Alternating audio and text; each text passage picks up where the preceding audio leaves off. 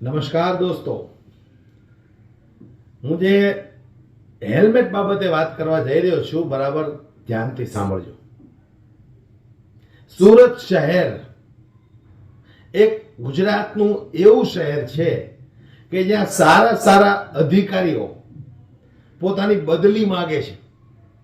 બીજા રાજ્યમાંથી કે બીજા શહેરમાંથી સુરત અમને બદલી કરી આપો, મન ભાવે પૈસા આપવા તૈયાર થાય છે. ઘણા બધા આપણે આવા ન્યૂઝ જોયા છે અને હકીકત પણ છે. આની પાછળનું કારણ શું છે તો કે સુરતની અંદર હેલ્મેટ થી લઈ, પીયુસી થી લઈ, લાયસન્સ થી લઈ અને બાંધકામ સુધી તમારી અંદર જેટલી તાકાત હોય એટલા તોડ તમે કરી શકો છો. આ વાત 100% સત્ય છે. નેતાઓને પણ ખબર છે, જનતાઓને પણ ખબર છે, પોલીસને પણ ખબર છે કે ક્યાં કેટલો તોડ થાય છે, પણ કોઈ કશું બોલવા માટે તૈયાર નથી. સૌ પોતપોતાનું વિચારે છે. આ વાત પણ 100% સત્ય છે. ત્યારે છેલ્લા 12 દિવસથી ગુજરાતની અંદર સરકાર કાયદો લાવી છે કે હેલ્મેટ ફરજિયાત. ત્યાર પછી સમગ્ર ગુજરાતને આ કાયદો લાગુ પડે છે, પણ સુરતની અંદર જ કેમ સૌથી વધારે લોકો હેલ્મેટ પહેરીને નીકળે છે? એક પોલીસનો વિડીયો મેં 2 દિવસ પહેલા જોયો હતો. એ પોતે જ કહે છે કે 90% લોકો હેલ્મેટ પહેરતા થઈ ગયા છે. વિચાર કરો તમે, એક કાયદો આવે છે અને 90% લોકો તાબડતોબ હેલ્મેટ ખરીદી અને અથવા તો ઘરે પીડ્યો હોય તો ત્યાંથી લઈ અને હેલ્મેટ પહેરીને જ બહાર નીકળે છે. ડર, સુરતની જનતાને ડર લાગે છે કે કંઈક દંડાઈ જશું, 500,000 રૂપિયાનો આપણો તોડ થઈ જશે. એટલે સુરતની જનતા સૌથી પહેલા કોઈ પણ કાયદો આવે એને સીધો અમલમાં લઈ લે છે. એની પાછળ આ કાયદાનો ડર, તોડપાણી થવાનો ડર. બાકી કોઈને એવું કઈ છે જ નહીં કે ભાઈ હેલ્મેટ પહેરીને નીકળીએ, આપણી સેફટી છે. એવા કેટલા? ખાલી 5%. નહીતર તો રોજ લોકો હેલ્મેટ પહેરતા હોય. આ કાયદો આવે ત્યારે જ કેમ પહેરે? હવે મારે વાત કરવી છે, બરાબર ખાસ ધ્યાનથી સાંભળજો. ગુજરાતના ગૃહમંત્રી હર્ષ સંઘવીને મારે પૂછવું છે કે સુરત ગુજરાતમાં આવ્યું છે અને નવસારી નેધરલેન્ડમાં આવ્યું છે. તમારો કાયદો ગુજરાતની અંદર હોય તો ફક્ત ને ફક્ત 90% લોકો સુરતની અંદર જ કેમ હેલ્મેટ પહેરે છે? નવસારીનો એક વિડીયો મારી સામે આવ્યો છે, મારા મિત્રએ મને વોટ્સએપમાં સેન્ડ કર્યો.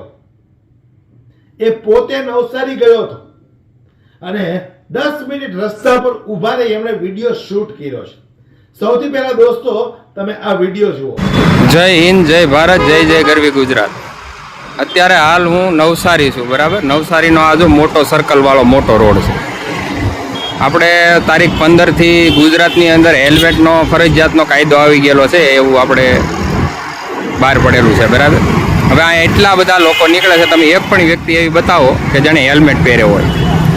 આજે તારીખ 24/2/2025. હવે આ નવસારી લગભગ તો ગુજરાતમાં જ આવતું છે મારા અંદાજથી. તો આ કાયદો ખાલી સુરત પૂરતો જ લાગુ છે કે પછી આખા ગુજરાતને લાગુ પડતો છે? હવે એ તો આપણને કંઈ ખબર નહીં પડતી. આ પ્રશાસન કઈ રીતનું હોય.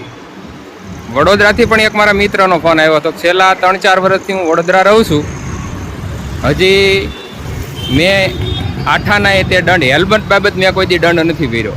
કે જો કે અમારી પાસે કરે પીયુસી કે એવું કાંઈ નથી માગ્યું, પણ હેલ્મેટ બાબત મેં હજી ક્યારેય દંડ નથી ભર્યો એમ. તો આ આપણા ગુજરાતના કાયદો છે કે પછી ખાલી સુરત પૂરતું છે એ કંઈ હજી સમજાતું નથી. એટલે એ આપણે નાગરિકોને ખાસ કરીને સમજવાની જરૂર છે. જય હિન્દ, જય ભારત. તો અમારા ગુજરાતના ગૃહમંત્રીને પૂછવું છે અને નવસારીની પોલીસને પૂછવું છે કે નવસારીમાં લોકો હેલ્મેટ વગર નીકળે છે લગાતાર. આ વિડીયો 10 મિનિટનો છે, પણ મેં અહીંયા તમને 1.5 મિનિટનો જ બતાવ્યો છે. એક વ્યક્તિ પણ, સિંગલ વ્યક્તિ પણ હેલ્મેટ પહેરી નથી નીકળતો. શું કરે છે ત્યાંનો કાયદો? શું કરે છે ત્યાંની પોલીસ? કે પછી નવસારીની જનતાને છૂટ છે કે ભાઈ હેલ્મેટ પહેરવો હોય તો પહેરજો, ન પહેરવો હોય તો ચાલશે? અમને સુરતની અંદર જેટલી રકમ જોઈએ છે સાંજ પડે એટલે હવે સુરતમાંથી એકઠી કરી લઈએ છીએ, બરાબર કે નહીં? એટલે ગુજરાતના ગૃહમંત્રીને મારે પૂછવું છે કે તમે જો કાયદા લાવો છો તો નવસારીમાં લોકો હેલ્મેટ વગર બિંદાસ ફરે છે. વડોદરામાં પણ એક બે મિત્રો છે મારા, એ પણ કહે છે અમારે કઈ બિંદાસ અમે જઈએ છીએ ગાડી લઈને, એટલું બધું કઈ કડક છે નહીં કે અમારે હેલ્મેટ પહેરવો જ પડે એમ. પણ સુરતની અંદર જ કેમ? કેમ કે ખબર છે કે સુરતની અંદર સૌથી વધારે તોડ પાણી થઈ શકે એમ છે, સૌથી વધારે દંડ સુરતમાં આપણે ઉઘરાવી શકીએ એમ છીએ. એટલે ખૂણે ખૂણે પોલીસો ઉભા રહી જશે, લોકોને પકડી પકડીને 500-1000 રૂપિયાની સ્લીપો ફાડશે, મેમા ફાડશે, ઓનલાઈન ઘરે મોકલશે સ્લીપ, અને છેલ્લે કોઈ 200-500 રૂપિયા આપીને છટકવા માંગતો હશે તો એવા પૈસા ખિસ્સામાં જાય. આ વાત પણ 100% સત્ય છે. સાચી વાત કે નહીં દોસ્તો?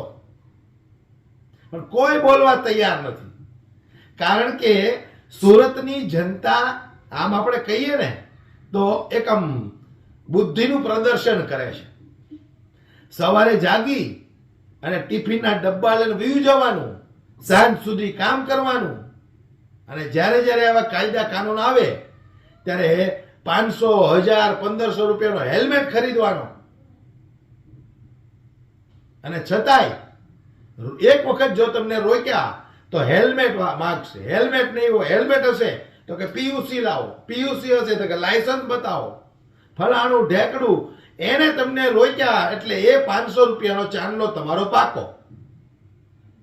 એટલે આ કાયદો ખાલી સુરતમાં જ વધારે પડતો હોય એવું મને લાગે છે. નવસારીમાં, વડોદરામાં, અન્ય બીજા શહેરોમાં તો થોડી ઢીલ હોય એવું મને લાગે છે. નવસારીમાં તો કઈ છે જ નહીં. નવસારીમાં મેં તમને વિડીયો બતાવ્યો દોસ્તો, નવસારીમાં તો એમ લાગે કે કાયદાનો હેલ્મેટનો કાયદો આવ્યો જ નથી. પણ સુરતની અંદર આટલો બધો દોડ થાય છે, જેના કારણે લોકોને હેલ્મેટ ફરજિયાત પહેરવા પડે છે. એટલે જ તો કહેવાય ને આ કર્ણની ભૂમિ છે. દાન દેવાનું હોય કે દંડ દેવાનો હોય, મારા સુરતના લોકો પાછા પડે જ નહીં, બરાબર ને? ખોટી વાત હોય તો મને કહેજો. બિંદાસ 500 રૂપિયા લઈ લો ને સાહેબ, મારે મોડું થાય છે. અરે 500 ની 700 લઈ લો, આવા પણ મેં જોયા છે. કે જાઓ તમે અમદાવાદમાં, વડોદરામાં, ત્યાં કોઈ આપશે નહીં, કમ્પ્લેટ પાવતી માંગશે. અહીંયા વગર પાવતી એ તે છટકવા વાળા કેટલાય છે, 200, 500, 100, 150 જે લઈ લો એ સાહેબ. ચા પાણી ના લઈ લો, સાહેબ પકડે એટલે પેલા સાઈડમાં લઈ જાય, સાહેબ ચા પાણીનું લઈ લો ને કઈક. એટલે સાહેબ ને તો એ જ જોતું હોય, 200, 300 જે હોય નાખો ખિસ્સામાં. એટલે મારે કહેવું છે કે ગુજરાતની અંદર આ બંને શહેરો આવ્યા છે, નવસારી અને સુરત. તો નવસારીમાં લોકો બિંદાસ ફરે છે, અને સુરતની નમાલી જનતા જરાક અમથો કાયદો આવે એટલે હેલ્મેટના ટોપા ખરીદવા માર્કેટમાં નીકળી જાય, કાં તો માળિયામાં હોય ત્યાંથી નીચે ઉતારશે, સાફસૂફ કરીને સવારમાં પહેરીને જ બહાર નીકળશે. આટલો બધો ડર કેમ? નવસારીની જનતાને તો કાંઈ ડર નથી, અને આ કાયદામાં આટલો બધો ભેદભાવ કેમ? નવસારીની જનતા ખુલ્લે આમ ફરે, કાંઈ ટેન્શન વગર. સુરતની જનતા ખરેખર આમ આપણે કહીએ ને તો નમાલી કરી નાખીશ, નમાલી કરી નાખીશ સુરતની જનતાને. દંડ ભરણો કે મરી ગયા માનજો, ટોપા પહેરવા મળે. પીયુસી વગર નહીં ચાલે તો પીયુસીમાં મોટી લાઈન કરી નાખશે. નંબર પ્લેટ જૂની નહીં હાલે તો સવારથી આરટીઓમાં દોડાદોડ પોગી જાય, લાઈનમાં ઉભો રહે બપોર સુધી, હાંજ સુધી. એટલે આ બધા પૈસા ખંખેરવા માટેના કાયદાઓ છે.